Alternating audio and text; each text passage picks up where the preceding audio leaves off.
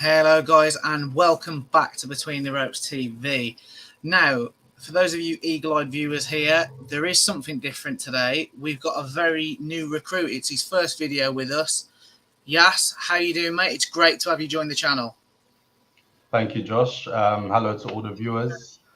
First, I want to say thank you to Josh and Ray at Between the Ropes. After a few weeks of discussions about, what we could work on, etc., I'm very happy to say that, it's come to fruition and things are starting to, we're working on something. So I'm very grateful to be on the platform. Thank you very much. Good to have you on board, pal. Good to have you on board. Now, we'll get into it. Boxing historian, Davey, great to have you back on, mate. Hello, Davey. How are you doing, mate? Hi, David. There we go. Yep. Right, guys, as we all know, it was a busy weekend. Now, let's get started. Now, Yas was lucky enough to be in attendance for the Liam Smith card. Guys, I'll hand it over to you first, Ray. Let's start us off with the main event. Just give us a very quick breakdown. It was a bit bizarre. Let us know what you thought. Yeah, it was bizarre, Josh. That's the word I would use. I was expecting a lot from this fight, Hassan Mwakinyo had that bit of a reputation, didn't he? He left us wanting more. With that emphatic and really quick, brutal battering of Sam Egerton all those years ago, and there was talk about what he's done since then. And Liam Smith, he's having a bit of an Indian summer. He was unlucky out in Russia, so it had all the makings of a decent fight, but it didn't quite live up to that. The first couple of rounds were interesting. I think that Hassan Mwakinyo was proved to be better than what people thought, but the ending was absolutely ridiculous. I mean, Yas being there, you were practically ringside. What were your views of it? Yeah, literally, just like you said, Ray. The card, obviously, on paper, obviously a lot of people, they're not quite familiar with Hassan Mwakinyo, but obviously those of us who follow boxing quite closely would know that he came in 2018 and he caused a shock defeat to Sam Egerton in Birmingham Arena. Obviously, he's known as, as a bit of a puncher, heavy-handed. But still had a lot of people still had Liam Smith dealing with him comfortably. So the ending was obviously bizarre, and obviously up until the stoppage, Hassan was actually making quite a good account of himself, and he kind of silenced the crowd a little bit because I was there. Obviously, Liam Smith, homecoming, Liverpool. By the way, it was a sold-out arena. Yeah. And the atmosphere in Liverpool, big up to the fans in Liverpool. They really know how to come out for one of their own. They came out, obviously, the ring walk was excellent by both fighters. They both chose two very good songs to draw the crowd. Yeah. And so it was a bit bizarre, like how the fight ended, and it didn't really make sense. But up until then, Hassan boxed well, and I think it was round 3. Towards the end of the round, he pushed Liam Smith back up on the ropes. So yeah, it was a bit weird to be honest, how it happened. I've got a question for you, Yaz, but before I do, Josh brought up a point on screen, and we have to say it, not like I like to pat ourselves on the back, but thank you very much, Davey. We have hit our milestone of 2,000 subs. So thank you very much for you guys. You guys have done that for us. So it's thanks to you guys, not us. So thanks for you guys. We'll just continue to keep bringing the content, but thanks very much for bringing that up. But yes, the question I want to ask you was, in terms of, I know there was only the 3 completed rounds, but in terms of scoring that fight, you mentioned that Hassan was coming back into the fight.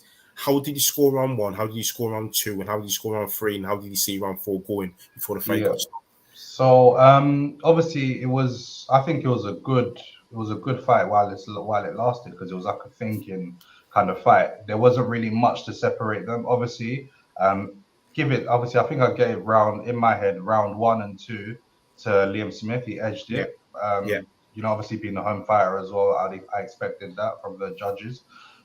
He was just, he was a bit cuter with his, the jab and whatnot.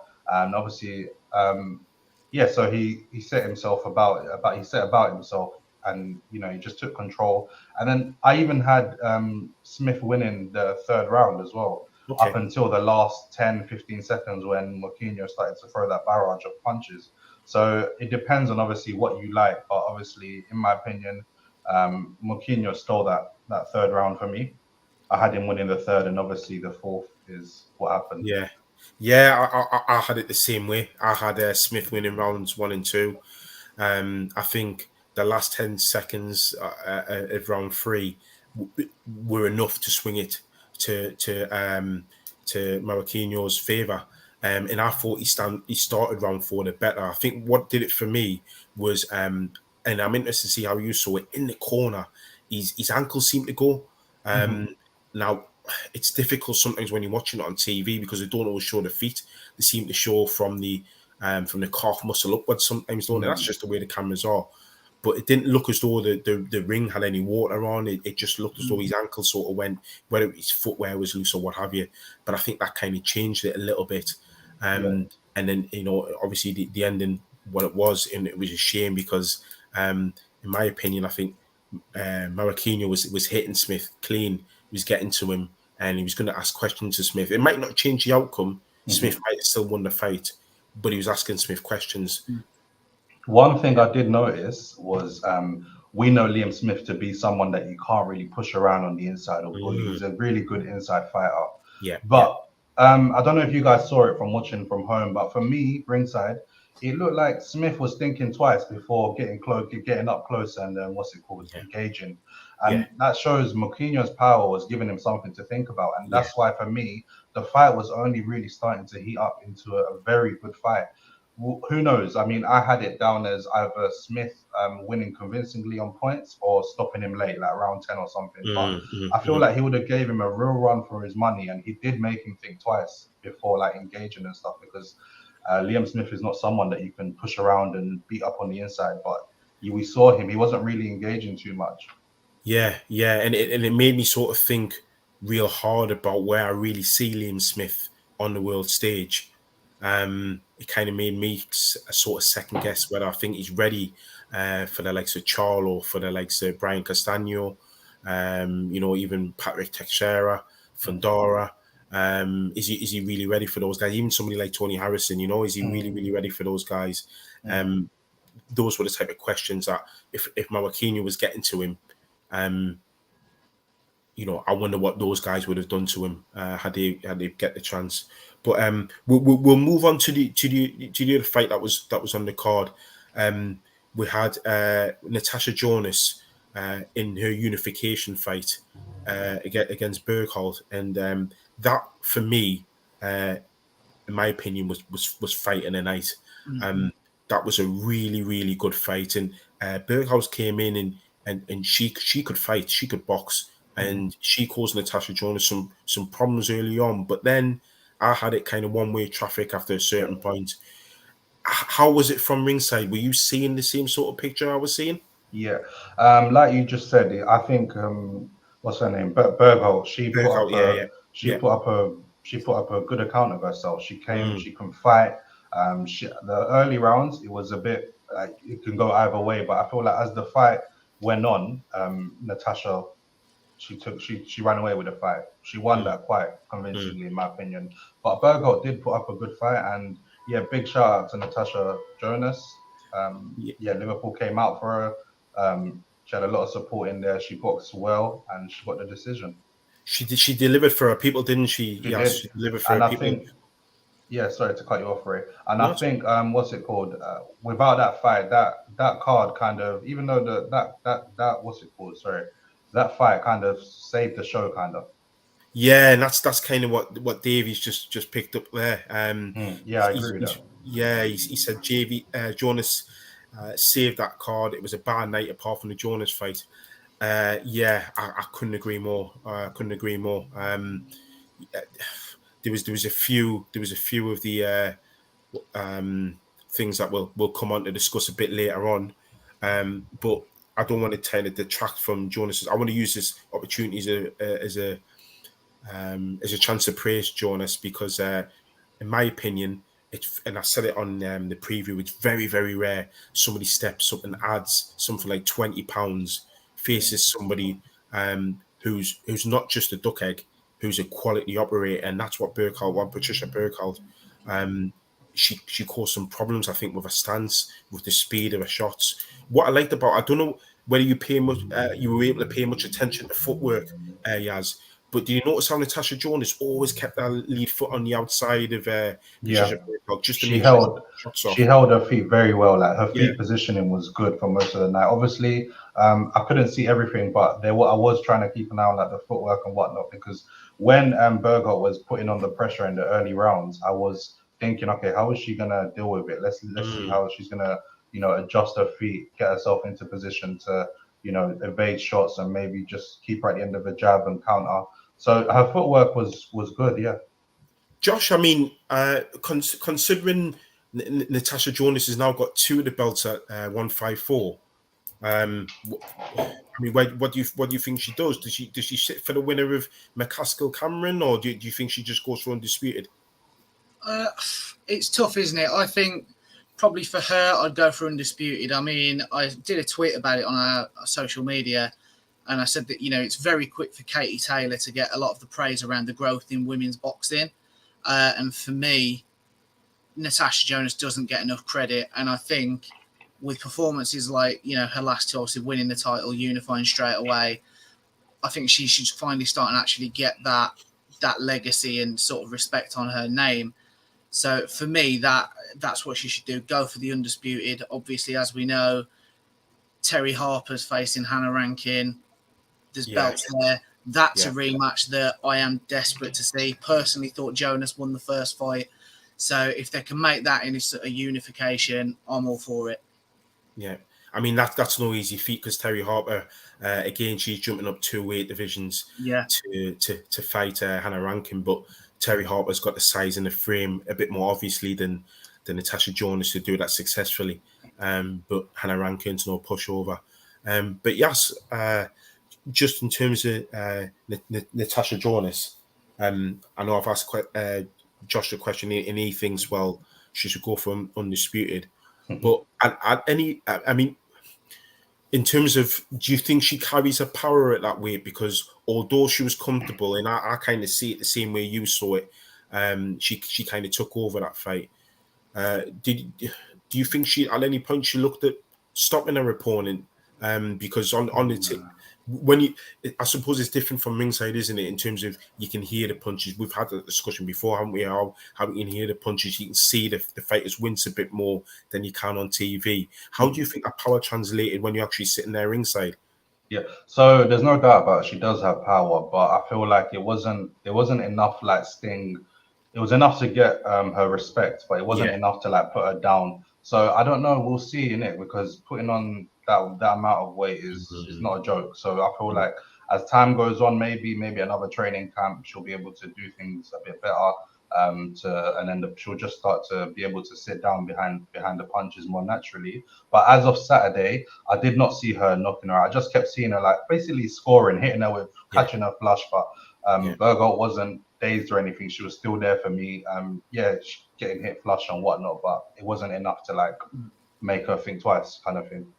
Yeah, it seemed as though Jonas was quite content to allow Bergholt to be the busier fighter, but she made shall we see, Jonas was what I'll call economic with her punches. She made out as though when she did hit, she made it count. She was landing the cleaner, harder shots. Although you could argue Bergholt was quite busy earlier on, but I think Bergholt seemed to slow down sort of midway during the fight, and that's allowed Natasha to really stalk her and take over.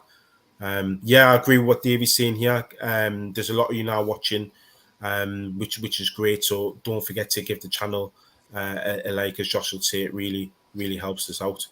But yeah, I guess that'll bring us to talk about the matchmaking with the card, Josh, because I don't know about you, but I was really puzzled after that fight. Before I started it, I was thinking, this could be a half decent card.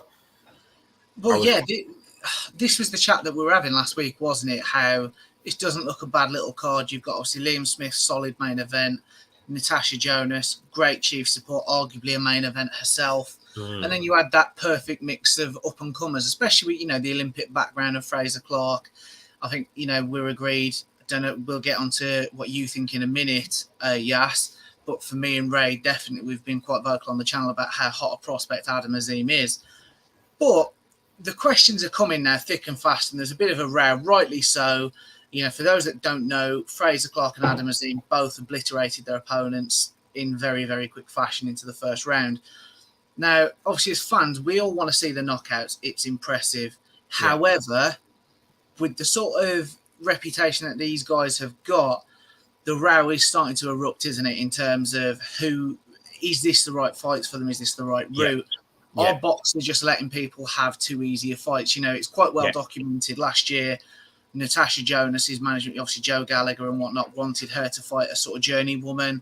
Matchroom said, no, you either take a serious fight or you go. And she's gone. So there is that talk now with Fraser Clark and with Adam Azim. Are their fights too easy? Now, Fraser wasn't happy afterwards, was it? And it's worth adding, before I hand it over to you guys, Ben Shalom has actually come out and blamed 258 management for rejecting tougher fights. So, I mean, we'll go to you first, Yash. You were there. What did you think of the fights? And our boxer giving it too easy?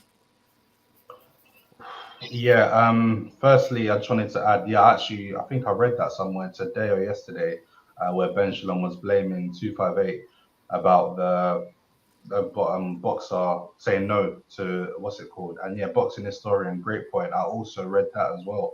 I read somewhere and I heard there was like a 4-stone difference between Clark and the other guy. Yeah, there was, The matchmaking weren't the greatest. And also, I know it might seem a bit off topic, but I also believe Fraser Clark should have gone a lot earlier than Shakan Peters versus Dan Aziz should have gone a lot later on the card than the time that it went on.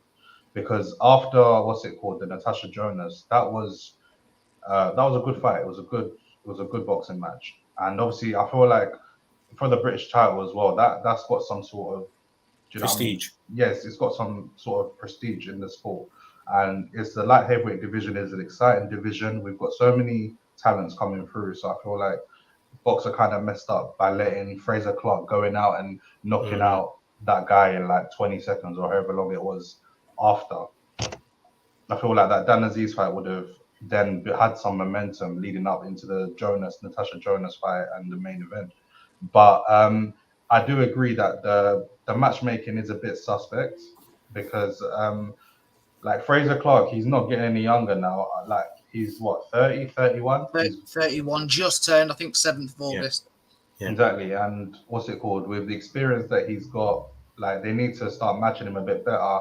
I was talking to one of my friends the other day, and he was like to me, I think Nathan Gorman will be quite a good fight for Fraser Clark after like maybe 1-2 more tune-ups. So I feel like they should look to step it up a level. So yeah, that's my opinion. That's a great comment there by Mickey C. We aren't seeing them have a test, and in the end, you start losing interest. You see, I suppose that's a drawback of turning pro so late. I hate to play devil's advocate, but I think he turns pro late, okay, because he's kind of been, and I like Fraser Clark. He's a good lad. He's a good fighter, but he's kind of been second fiddle in the amateurs because he's had Joshua ahead of him. He's had Joe Joyce ahead of him. He's always had somebody ahead of him. Unfortunately, that's not his fault. But he has fought the best of the best on the amateur circuit. So that would think you would try and escalate his progress. The problem is in the heavyweight division, the likes of when you had the likes of Michael Sprott, when you had the likes of that Kevin Johnson from America, those gatekeepers, if you like, particularly the ones at domestic level, aren't there now. So there seems to be a widening gap between the heavyweights. Years ago, there used to be, and that's how you gradually build up your heavyweights. There isn't, and what we're seeing with Fraser Clark, let's be brutally honest about it. You could argue we're seeing the same with Johnny Fisher. Now, Fraser Clark's getting more stick because he's got the decorated amateur pedigree. But I can't see the difference between them walking over their opponents just the same as what Johnny Fisher does. Now, is Johnny Fisher not getting it because he's on a matchroom card? See, I'd counter that in fairness. As you know, Ray, yes, you may not. I am a massive fan of the Romford Bull. But that's an understatement of the year. Massive. I think the man's a legend. But because he's not got the same amateur pedigree, he's a lot younger. He's not got that same background. Personally, I think you've got to be a little bit more patient for me, personally. And Fisher is still, I know, like he had that little bit of a Spanish tour, didn't he, where he had all of Spain's heavyweights on the bounce. But he's not been in with anybody with a 4-stone weight advantage.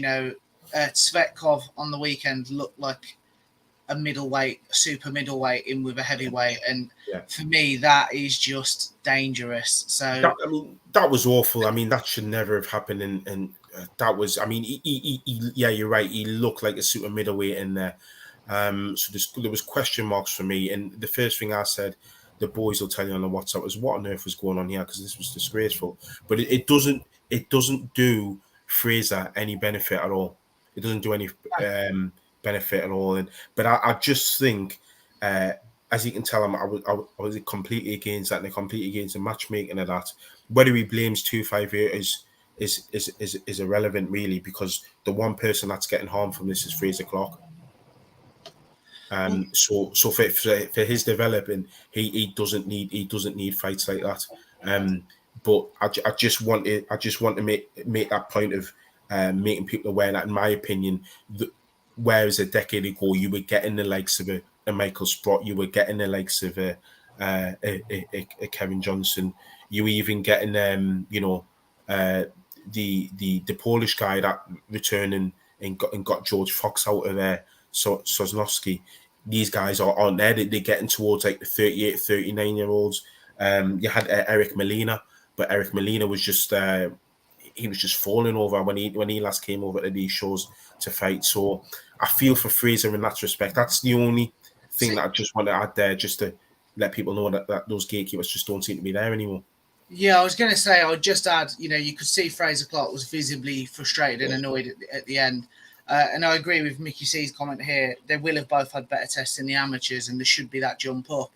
But the one thing I would say is now, when you look at like the top 10, 12 heavyweights, certainly in Britain, they're either up there in the upper echelons of the division in terms of Anthony Joshua, obviously Tyson Fury, Dylan White, Joe Joyce. Then you've got Chisora, who's probably just in the middle.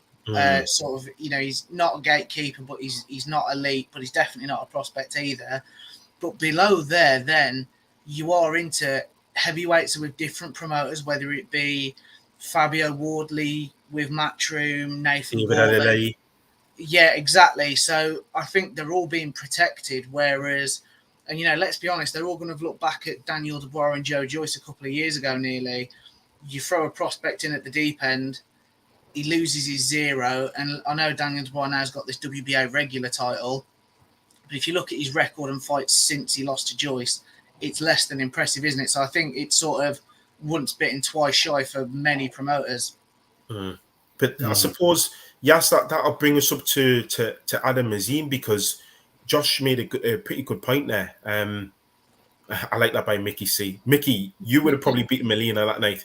He was awful. He was absolutely dreadful. But I just want to ask you, when you look at Adam Azim, there's a similar discussion directed at him, isn't there? That he's blown these kids away a little bit too easy. But again, when you look at the top of his division, he seems to be settling at 140 now. I kind of had him as a lightweight, because sometimes prospects, when the first 10 fights, they're not fighting for titles, so they'll go at a higher weight, and when they go for a title, they boil down at the weight class below. He seems to be settling at 140, and he's looking quite a big light welterweight, super lightweight. But my thing is, if you look at the top 10 at 140, I'm not saying that they're at world level, but they're knocking on the door in and around European titles, Commonwealth titles, working away into world rankings. And then underneath him, you've got a bit of a gap. So in terms of how would you progress Adam Azim if you were in charge of him? How would you pan out his next 2 fights? Well, that's a good question there, Ray. The thing is with him, he's still a baby in this boxing Yeah, thing. he is. He's He still is. got a long, like he's like they said the other day, like he's gonna be one of the youngest world champions. The kid is talented. I would probably give him maybe one more of these knockovers and then maybe step it up a little bit. I don't know who I'd put him in with, but definitely a step up after one more fight, and then maybe we'll see where he's at then if he's really this good. But I feel like it's still like we can afford to what's it called? Take your time a bit with him because how old is he? What? He's like 20, 21 or something 20. like that. Yeah, 20, he's 20 years old. He's young. Mm. Like there's no need to rush, and obviously he's got a big following. So many people came out from Slough to support him the other day. He also was able to have a moment with the crowd as well with the song he came out to. So he knows what he's doing. I feel like as long as the McGuigans guide him correctly, he'll be fine. I'd say probably one, maybe two more tune-up fights, kind of maybe try to get some rounds in as well, and then look at a step up. But I don't know if I'm ready if I'd put him in with the leading guys at the top yet. Maybe in about let's see where he is in about 18 months because he's got so much time on his hands. In about 18 months to 2 years, I think he'll be ready. Yes, Ed. I just want to ask you in terms of his speed, just how fast is he in real time? He's quick, and you know that shot. I don't know what state the guy's in, but it sounded like one of them rib breaker kind of shots. It was a left hook. It was a left hook to it. It looks like a liver shot, wasn't it? Yeah, he's quick and he does it hard. Yeah. See, I just want to add there for me, I hear what you're saying, Yas, but we've got to be careful because if we let him go a bit stale and stagnant, just blowing people out, he might get to, 12-0, 15-0, but that shock of a real test is going to be a bigger adjustment to make. So for me, we've called for it for a little bit. I know he's now sort of settling at 140, and obviously Ryland Charlton, we've seen him at welterweight, we've seen him back down at lightweight. We've had him on this channel, and he's keen on his nutrition and training. I'd love to see him with Ryland Charlton. Now, don't get me wrong, I would back Adam Azim to come through that fight, but I think Ryland Charlton, we know he can bang. He's going to give Adam Azim's chin a test. Mm-hmm. That's a box that we need checking as fast as we can for me. So that is the fight that I want to see next. I just want to add, we've got 15 of you now watching. Guys, do us a favour, hit that like button, hit that subscribe button. It really does help us out. We've got lots of great content. And there's just a couple of comments. I can see you're itching, Ray. But Davey's back. In terms of heavyweights, they should be straight into a Chisora fight, especially Clark, because that's how poor the heavies are becoming again. That's an interesting topic, and I think it's one that's going to come back round when we move on to Andy Ruiz and Luis Ortiz. But I love that comment. And then secondly, we've again, not sure what your thoughts are, Yas, so you can give us them. But boxing historian, a fan of Adam, his brother's not as good. We've talked about this, and we're not such fans of Hassan either. So, I mean, I'll chuck it back to you, Ray. Ray, what are your thoughts? What were you itching to say then? Well, I'll go through the comments first. Chisora won't take the fight. That's a problem. Chisora won't take the fight. So, yeah, I suppose that's what I was kind of saying. It's difficult for Fraser Clark because although we're saying he needs his testing and he does for his development, it's not that easy. I don't know whether he goes to America. You risk him against these unbeaten, half decent kind of kids who are now wanting to stay amateur so they can go to the Olympics but still have a pro career because you can do that now. Where do you get those people who do that from, like, the dangerous countries? And I mean, like your Kazakhs, your Russians, your Eastern Europeans that are still really, really good amateurs. You put them in against them and risk them. It's a tricky one because actually boxer want to build them into the next heavyweight star. So that's a tricky one. But I definitely answer that point that Davies made. I can't see Chisora taking that fight. Go on. Sorry, Ray. But do you think there's an argument, after the weekend, Fraser Clark did not look happy at all, and he looked a bit more irked when Ben Shalom started speaking and was sort of saying, that wasn't good enough. Are we not just going to see here a situation where Fraser Clark leaves Sky and Boxer at the end of his deal? He'll have signed a relatively short-term deal when he to get off the mark in the pro ranks. They've not really discussed the lengths of these deals that they've signed people to. For me, we're just going to see Fraser Clark leave Boxer, damage Boxer's reputation in terms of they might have spent all this money and attracted all these stars, but they can't keep them. They're not matching them right. And, now it's all over social media, Boxer that aren't giving the right fights to their prospects. Are we going to be in a situation where we're worried about an Adam Azim, a Ben Whittaker, even a Caroline Dubois coming through on the ladies' side? Possibly, but we have to be realistic as well. I mean, what's in that fight for Chisora? Chisora's out when he admitted he's after paydays.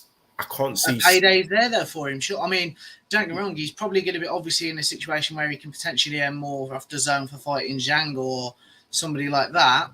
But say he fights Zhang next, loses to Zhang. All of a sudden, where does he go? Matchroom and DAZN can't keep giving him main event money.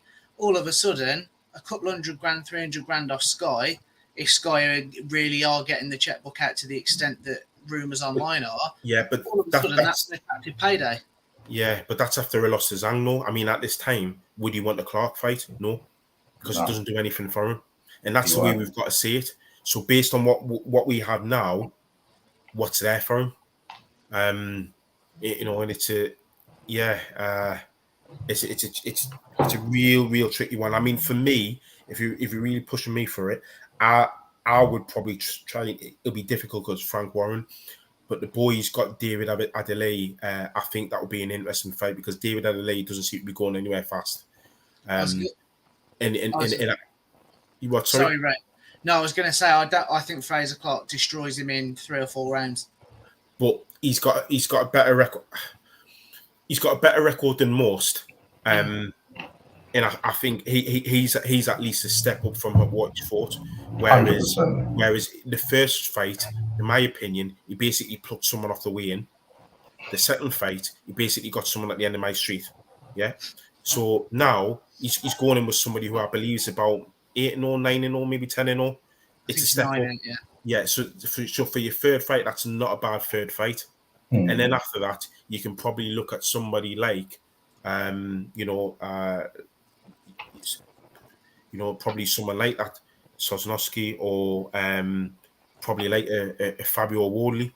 That'd be a big fight. I've got a name I'd love you both your thoughts on. And according to his social media, he's having a 6-rounder in November. Then he's looking for a big fight. Dave Allen. He's durable. He's tough. He can bang. Nick Webb found that out. That, for me, is a fight for the likes of Adeleye, Fraser Clark, Fabio Wardley. Obviously, the Babbage fight. I know he's at Bridgerweight, but that's been talked about. For any of those prospects that are coming through, for me, Dave Allen is a great fight. Yeah, I mean, I'll be honest with you, I thought you packed it in.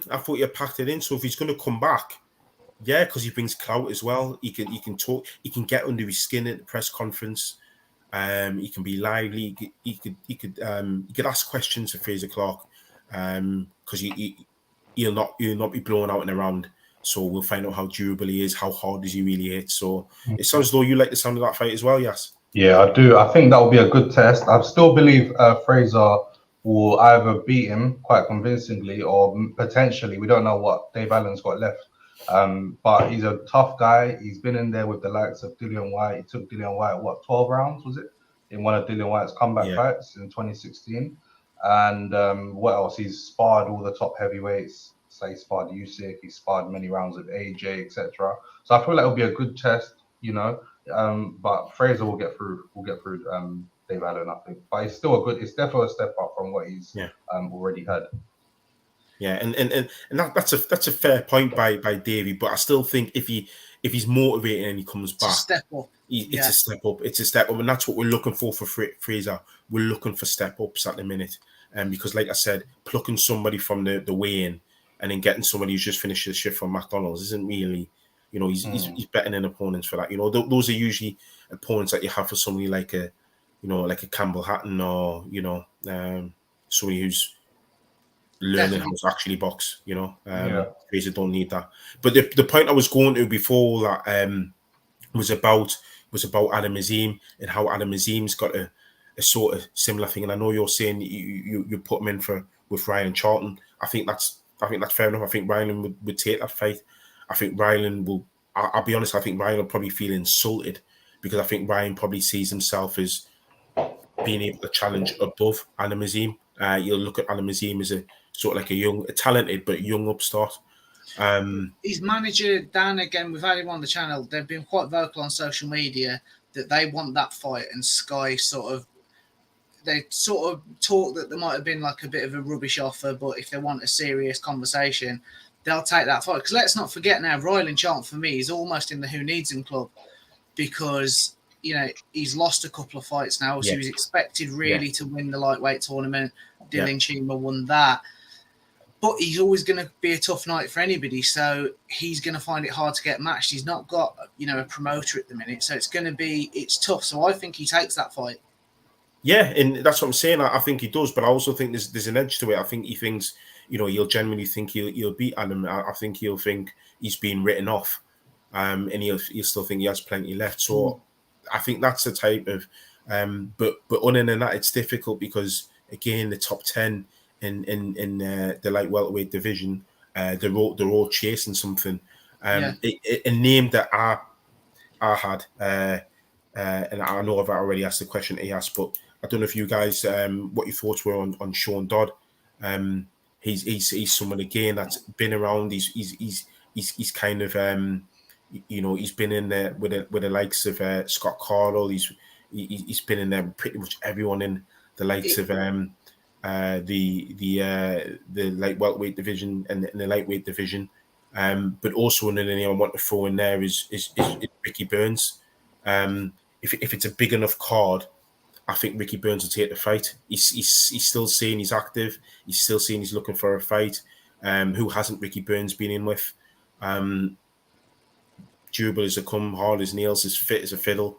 I think you would ask questions to Adam Azim. For me, both fights that make sense. I'd go Charlton first, and depending on how he handles that, I'd Dodd, Ricky Burns, name value. That's what we want. Before I just get your very last quick thoughts on that, Yas, a few new names. K99, loving the work you guys are doing. Keep it up. Big up Yas as well. Josh, there we go. Josh AOP, hi from Germany. Josh, you've said in your next comment, you've hit that like button. Guys, if you're here, you're new with us, hit the like button, hit the subscribe button. It really does help us out, and we do have lots of great content. And get involved. We want your opinions. And then, Davey there, great point. Scotland's only free division world champion. So that's a fight that can make a lot of sense, name value. We'll move this one on because we've got lots left to discuss. Yeah. Obviously, last night now we had a bit of Sunday night boxing, which we've not had for a few months. Andy Ruiz took on Luis Ortiz. Now, for those that don't know, spoiler alert, Andy Ruiz did get that win. It was unanimous decision, and he got 3 knockdowns along the way. Now, before I hand it over to you guys, I will start with you, Yas. But for me, there's a picture that's done the rounds on social media. Obviously, the talk after the fight was Deontay Wilder. PBC like to keep it in-house, so that seems like the natural fight. Also, for the WBC rankings, as long as Wilder comes through against Helenius, that could very realistically be the final eliminator to become the next WBC mandatory. But the picture that's been doing the rounds, Ortiz lands a flush right hand on Andy Ruiz, and we get that standard slow-mo of the skin going. For me, if Deontay Wilder lands that, and Ray knows I'm not the biggest Deontay Wilder fan, but you've got to credit that power. And if Wilder lands that on Ruiz, for me, Ruiz, it's game over. He wakes up next week. Yeah, 100%. I agree. I saw actually, because I was on, I think I was on Twitter earlier, and I saw the same screenshot. Obviously, fair play to Ruiz. Obviously, the weight loss has obviously shown that the chin is still there, and he's still got he still hits hard enough to put someone down. But like you said, if Wilder connects on anyone, in my opinion, apart from Fury, obviously he can get up. Fury's just got his number. I feel like if Wilder connects like that on anyone, they're going to sleep. Yeah. firstly. Say what you want about Wilder. I'm not his biggest fan either in terms of like his boxing ability or whatnot, but whoever he lands on, they go to sleep. And my thoughts on the Ruiz Wilder fight, I feel like I do see that kind of happening. I also see out many different scenarios. I see what's it called? Um, I see that happening purely based on the fact that everyone wants to wait and see what happens with this undisputed thing with Fury Usyk or whatever's going to happen. So Wilder may take that as like a keep busy fight because remember he lost to Fury and he was out for pretty much. He's going to be out for a year by the time he next fights. So he's going to want that activity. Wilder's not getting any younger. What is he, 36, 37? So time ain't really on his side. So he may want, take that as a quick, keep busy fight. He knows if I connect on this guy, I can knock him out. So I do see that Wilder fight happening. But I also see scenarios where it doesn't happen. So yeah, back over to you, Ray. I'm just laughing because Mickey C seems to make me laugh every time I come on this, and he's come up with another corker again. He says Ortiz hit Ruiz with left hooks, loads about 160. Yeah, he's not young though, Ruiz, Ortiz though, but that's the thing with Andy Ruiz. I mean, there's all this talk about the weight loss, how fit he is, and I know, yes, we had the discussion about along with Josh about, well, is it affecting his punch resistance? It seemed to me in the Areola fight, it did. He seemed to work on that this time round, but he was hit a little bit too clean in this fight for me, my liking. And the other thing about it is, I mean, he's knocked Ortiz down 3 times, fair enough. But I was expecting a more of an emphatic win. Yeah, for him to be making the statement and prove to everyone that Joshua win wasn't a fluke. I'm expecting a statement in that fight. He should be getting. Ortiz is at that point in his career now where you're getting rid of him. Any other top heavyweight would have got rid of him. I think Jared Anderson, mark my words, I'll say it again, Jared Anderson would have got rid of Ortiz last night. So for me, if you take away Andy Ruiz's speed, apart from his chin, there's not much to him. So I think Andy Ruiz is kind of, to me, I may be being a bit harsh, but he's kind of looking at one-hit wonder for me. No, I'd agree. I think his output just wasn't high enough, and I know there's been talk on social media about his output was never going to be high enough against the Southpaw, and I understand that, but again, as we're saying, good prospects in the likes of Jared Anderson would be taking him out. Yeah. So we've had a few great comments. And Mickey C, only belt Wilder's getting is if he's getting on with a pair of jeans. Artman Boxing, you've been on before, and it's great to have you on, mate. But elaborate a little bit. Boxing historian Davey's right. What problems has Fury got at the minute? For me, he's probably out there number one. He's doing his bits with the WWE. Life is probably good for Tyson Fury. And then we've got a good comment here back. Josh AOP, Fury versus AJ. Now, for those that haven't seen, Tyson Fury's put a video up on social media today calling out Anthony Joshua after Usyk, saying that he wants the undisputed fight next year. Now, for me, while I'd love to see it, it just makes no sense for December. However, I'm a Joshua fan. I was backing him to beat Usyk both times. He hasn't. But there's no point going into the Fury fight now. He's in a weak position to negotiate a fee, a split. Confidence at an all-time low. I think it's fair to say the partnership with Robert Garcia didn't exactly click. So maybe he wants to look at freshening up that training team again. We just don't know. So for me, the best thing for Anthony Joshua would be a comeback fight against someone on the fringes of the top 15 in December, if that's still the plan. Dylan White then in the spring, whether that's at Wembley or, if they've both won comeback fights, I think that's realistic still. And then, provided Fury can beat Usyk at some point in the early part of next year, you're back talking about Fury Usyk for the undisputed, albeit Fury would have all the belts. Am I being realistic there, Ray? I would just come in on that point about, first point, it's too early for Joshua to have such a fight of that magnitude. But I definitely disagree about what you're saying about Robert Garcia. I think, he fought the fight Robert Garcia wanted him to fight. He just didn't have the physicality the stamina to fulfill that. For me, he lost rounds 10, 11, and 12, and that swung the fight in Usyk's favour. Look, he was up against pound for pound arguably the best fighter in the world, one of the best fighters in the world. He just came up short. It was a lot closer than the first fight. So in terms of, I think he can take some confidence and positives from that defeat. It wasn't a whitewash. It wasn't like he lost every round. He wasn't humiliated in there. What he did after the ring, that's a different story. But in the ring, I think he did all right. I think he did okay. He was just up against a better fighter on the night. We have to remember he could have got him out there on the 9th, and then we're all having a completely different conversation, aren't we? That would have been good. That would have been good. Well, yeah, for you, for you. But yeah, I think Fury just needs to make his mind up whether he's fighting or not, and stop misleading the public, because they're not buying this. You want in $500 million, and next minute you want to fight for free. They're not buying that. But I still like that fight between AJ and Fury. I still like AJ and Wilder. So there's still a future for AJ in the heavyweight division for me. Yeah, I just wanted to add to that, actually. Personally, I think this whole, what Fury done today is just another stunt from him to, maybe, negotiations are not going well with, I don't know, whoever's going to host this, if there is going to be an undisputed fight. So maybe he's just showing them, look, I'll go do this instead then. I feel like I just take it with a pinch of salt, whatever he says. AJ is nowhere near ready yet to be fighting Fury in December. It's just unrealistic.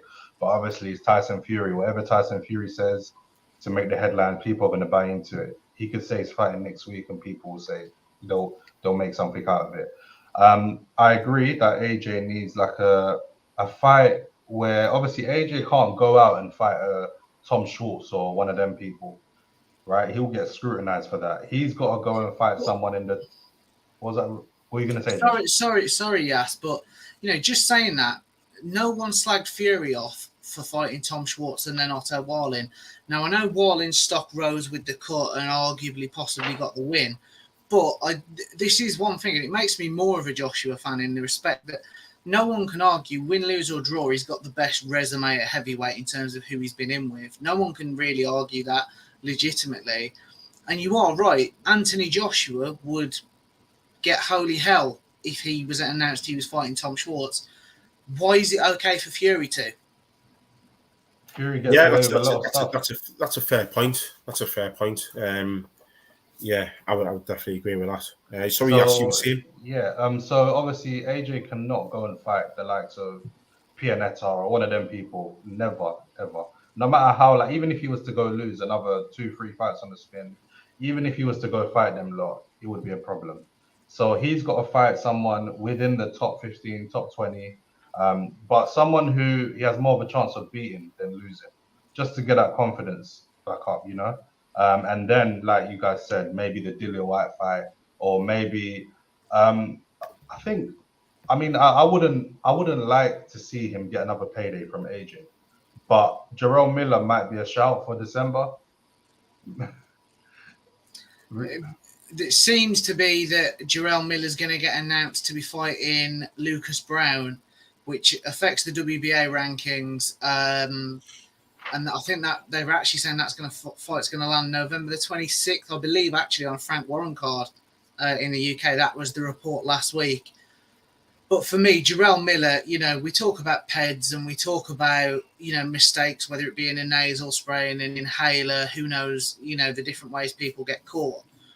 But Jarrell Miller, however you look at it, failed multiple tests, multiple times with stuff that gets injected into your body.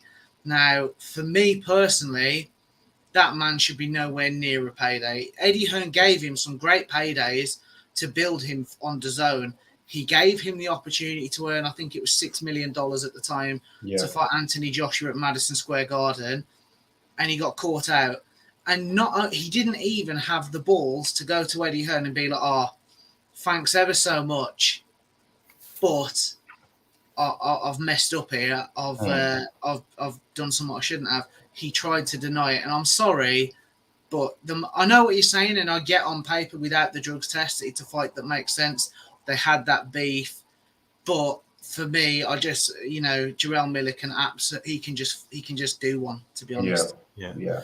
I just want to get back to a point. I think K99 said it about who would I have AJ against. I've always thought, okay, it is what it is with AJ. I kind of agree with what Yas is saying. You can't kind of put him in with somebody like an Otto Vaughn, and it just the public perception of AJ is that he's not to fight those type of fighters. I would probably put him in with somebody like a Martin Bakoli. That was the first name that came to my mind. Also, somebody like Frank Sanchez, somebody who's particularly got a reputation. He's got fast hands, smaller than AJ. Not a tremendous puncher at heavyweight, although the big boys, they hit you clean. We all know what happens. Perhaps one of those two fighters for me. I know Michael Hunter's tied up. He's got Huey Fury, hasn't he? But those were the two guys that I was thinking of coming to mind that would be good fights for AJ to come back with. I think AJ literally needs the one fight, because I think AJ should he put one of those guys away. Like I said, I don't think his confidence has been that badly hit. I think it's more disappointment. He put up a good performance. Yes, he lost, but he actually put up a good performance. It was a better fight than the last fight. So I don't think his confidence is being hammered too badly. Ray, could I just go against what you just said there? So I feel like, yeah, cool. They're good fights, Bakoli and Sanchez, but I feel like they also can be quite risky. Bakoli knows Joshua very well. How many rounds did he spar with him? Like in the lead up to Joshua's previous fight, several rounds, several. So many, right? And I feel like at one point he was even signed to AJ Boxing, right? Wasn't he, or something like that? I feel like I'm not sure about that, because I'm not too sure about that. No, he's with Matchroom, but I don't remember seeing he was with. I think it was with 258. But yeah, you definitely right. He knows him. But that could work in Joshua's favor as well.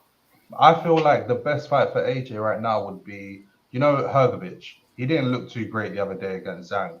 So I feel like, and obviously Hrgovic got the W somehow. Yeah. I feel like that would, because you see Hrgovic, he didn't look like he wanted, every time Zhang landed a significant shot, he looked like he didn't want to be there. It was like turning to the side of it. I feel like AJ, if he puts someone like that away, Hrgovic is respected in the heavyweight division. He's been avoided, but I feel like now a lot of people will look at him and think, you know what, I wouldn't mind that scalp on my record after that last performance. So I wouldn't mind seeing him in with Hrgovic actually in December or Jan. With how inactive Hrgovic has been, and as much as he's been avoided, I know he's had his issues out the ring. Obviously, the Zhang fight was rescheduled with the loss of his dad. Yeah. But I think we'll just see Hrgovic sit and wait for a world title shot as and when it comes. I think he might be active against a Jerry Forrest or somebody like that just to tick over. But I just don't think you're going to get him in there, because it seems to be about the belts for him as opposed to just the payday. I mean, I don't know, guys, there's 10 of you in the chat. Let us know what you guys think in terms of Filip Hrgovic. But I think it's fair to say there's a lot of questions, isn't there, at heavyweight? I mean, Dylan White, there's been a lot of talk about him fighting Daniel Dubois. He sort of talked as if that may not be the case over the weekend, but he was at the Sky Show, so let's be fair, Ben Shalom's going to have been talking to him, isn't he? So, Ray, you're smiling there. What you I was just going to give a little nod to Garcia. Obviously, he was there in the bout. He would have been privy to the gossip and what people are saying. But I mean, Hrgovic is a name. The reason why I like Frank Sanchez is it gives him the opportunity to go back to America. Maybe right or wrong. I know not necessarily with Ruiz, but to go back there and get a win against a style of opponent that people have said Anthony Joshua finds tricky. People have always said he finds smaller fighters tricky. I guess it works both ways, but there at that level, I still think he can do a job on any of those three fighters, Anthony Joshua. I don't think Anthony Joshua's washed up. No, definitely. He's not washed up. I think he's still got a lot to give, and he's easily in top three. I still put him above Wilder. Obviously, with them, I see as Joshua and Wilder is a 50-50. Whoever can land first. Really? But I back AJ in that fight because AJ's got the better boxing IQ than him, so he'll be able to maybe set a trap or something. You know, with Wilder, you know what to expect. The big right hand, obviously, but obviously you can't run away from it if it lands. But I've got AJ in the top three still. So Fury, Usyk, and then AJ. So he's still got a lot to give, and there's still big fights.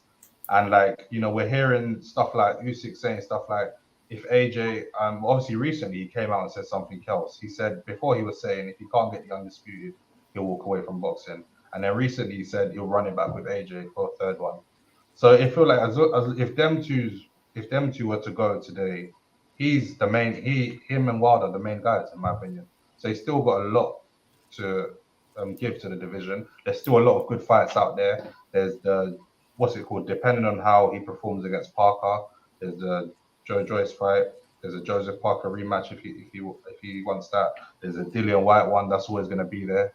I don't ever see him fighting Chisora because they're like really close. They're boys. I don't think that fight will ever happen. So yeah, there's fights out there for AJ, and he's still up there in the elite of the heavyweight. 100%. Josh AOP is back. There you go, mate. Thank you for joining us. But yes, we are live every Monday.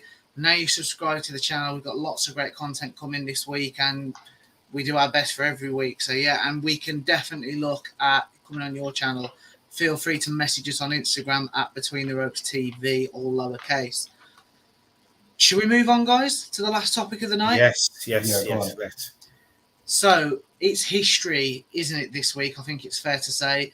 Claressa Shields versus Savannah Marshall. Now, me and Ray, I feel like we've been going back and forth on this since you possibly joined the channel 6-7 months ago, whenever that was. Yeah. But we're not going to go into too much detail tonight, but I want everybody in the chat, give us your predictions for this fight.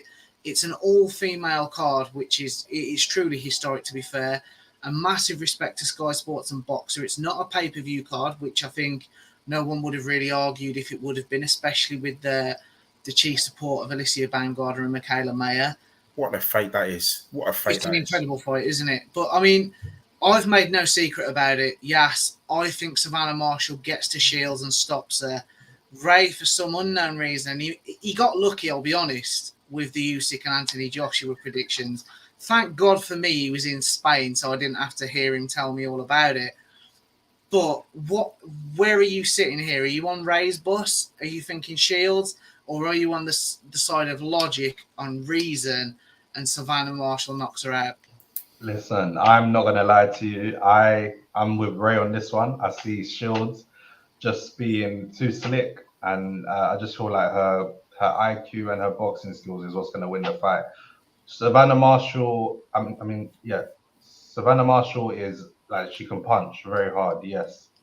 But I just feel like Claressa said in the gloves off yesterday, you've got to be able to land that punch. And Claressa is no joke. What is she? Two-time Olympian, two-time gold medalist, Olympian. Yeah. She's currently undisputed or something like that for middleweight. In two weights. Claressa's not a joke. And I just feel like she's, of course, I watched a little bit of the gloves are off. So I didn't finish. I watched some of it. Their gloves are off today. And Claressa does seem to be a bit more emotionally invested in this fight, where Savannah seems a bit chilled. So I actually don't know, but my heart's telling me to Claressa to win on points. Yeah. Right, guys, I'm ever so sorry. It's Yassi's first and last video with us. Hope you've enjoyed him. He won't be back. We don't need that in our lives, do we? Boxing historian Davey, my man. Yeah, he's with me. The sense, the logic, the reasoning. Marshall stops her. We did hear it here. Well, technically, we heard it here second, but we'll go with it. Just want to bring a comment, because while you were talking then, Yas, Montana 1989, AJ's a coward. He's got a weak spirit. I mean, I have asked you in the chat section, how is AJ a coward? I'll die on this hill as well. You know, he's got the best resume in heavyweight boxing. Win, lose or draw, you've got to respect it. So I'd love to know what you think, and so would Davey. Davey, I feel like after Yass's little comments there, Yass out, Davey in. That's what we're doing next week. A new name as well, Dolph Allen. Dolph, great to have you, mate. if you haven't already, hit that like button, hit that subscribe button. And this will be in relation to Shields and Marshall. Can see it being very close, almost nothing between them, but Marshall may get the nod from the judges and there'll be controversy and we'll go again. It's quite sad, isn't it? But I don't think that we can deny big fights like this, before they even get in the ring, they do have that whiff of controversy about them, don't they? They certainly do. I mean, we kind of know how I think the fight's going to go. But I think Yas has picked up a good point on the temperament of the fighters. Savannah Marshall's always been a quiet kid, though. It's taken her years and years to get more than 2 words out of her. Peter Fury's worked hard on that aspect of her game. And you never know because Claressa Shields is seen as a mouthy American. But and the other thing is, the reason why the fight's happening here, if we're going to be brutally honest, is because Claressa Shields doesn't sell tickets. Because where else have you seen a prestigious American who's undisputed and undefeated come over to the UK? It just doesn't happen. It's all the other way around, and the only reason why this fight is happening in the UK is because Claressa Shields can't sell tickets, but that doesn't mean she can't fight. And the power's all with Marshall, but power doesn't always win fights. Yes. Anything to add on this? Literally, just to pick up on the comment that, who was it? Tuana 1989 said, AJ has not got a weak spirit. He's not avoided anyone. He's fought everyone. Think about all the mandatories, all these guys that he's fought back to back. Eddie Hearn said it the other day when he lost at the post-fight press conference.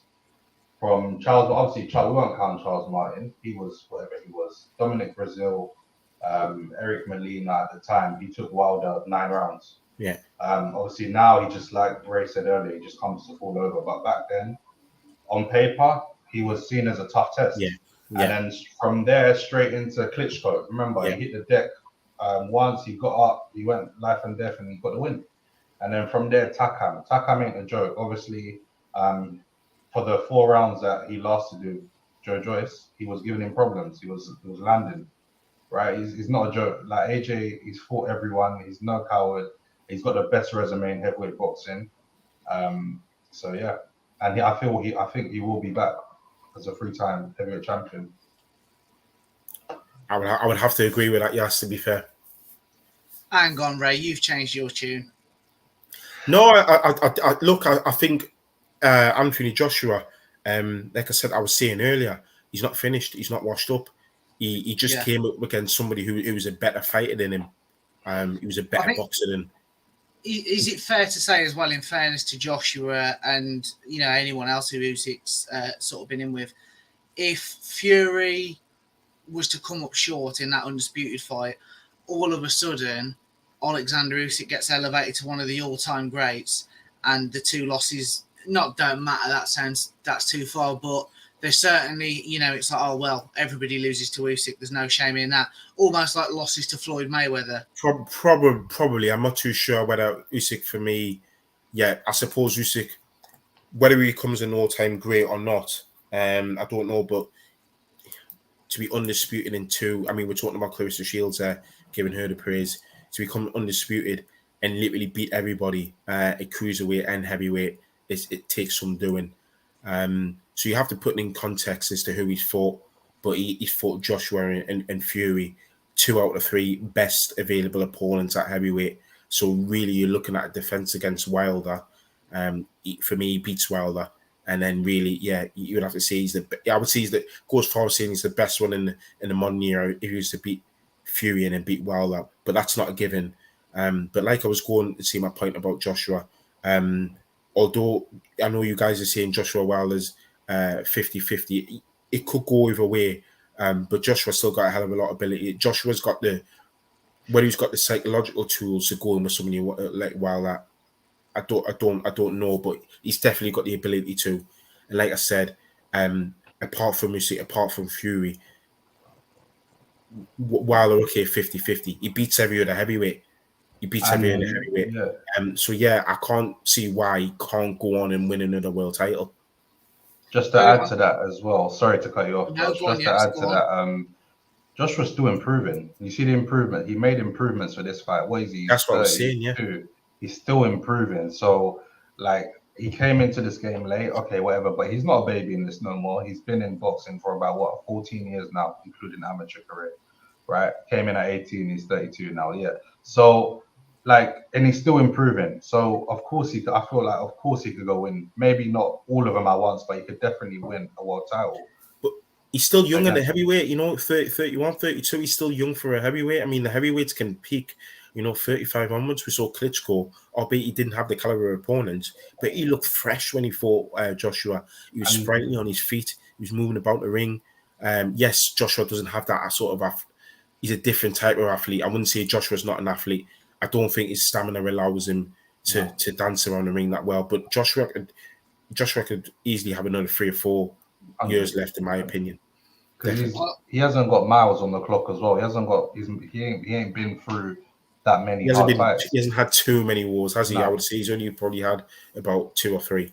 Yeah. Whereas if you look at like a Dillian White, Dillian's been in a lot of back-to-back hard fights. So for me, he's probably got 2-3 fights at best at the high level left.